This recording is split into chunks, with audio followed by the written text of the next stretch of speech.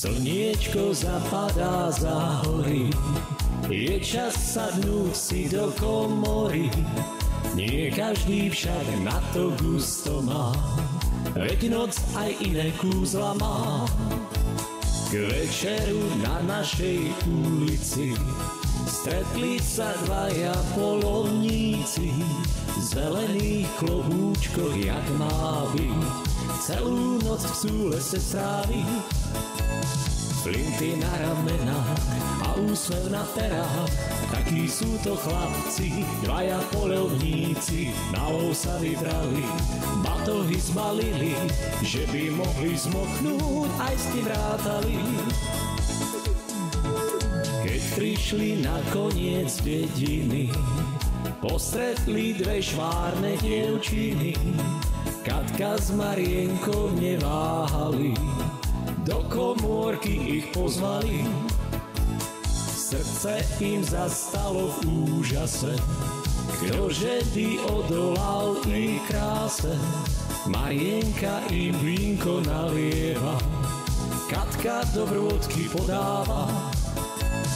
Flinty na ramenách a úsmev na perách, takí sú to chlapci, dvaja poľovníci. Do komórky sadli, batohy zhodili, že by mohli zmoknúť, už nerátali.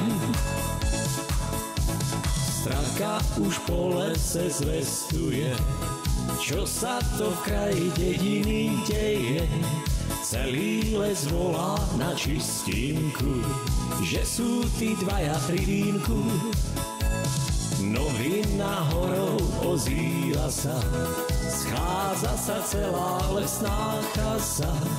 Zajko z trávy natrča uši, či sa to ešte nesluší.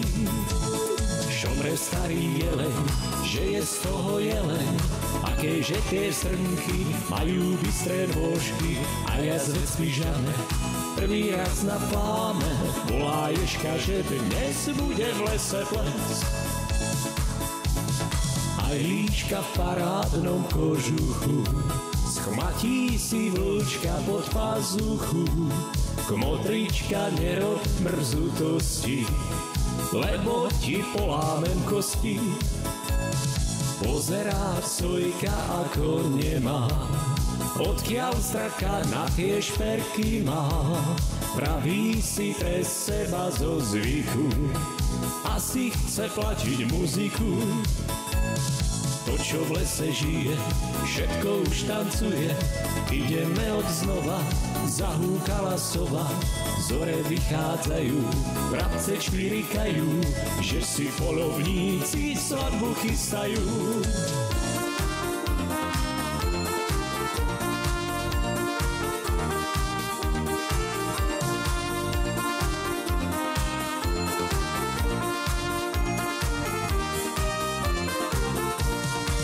Čo v lese žije, všetko už tancuje.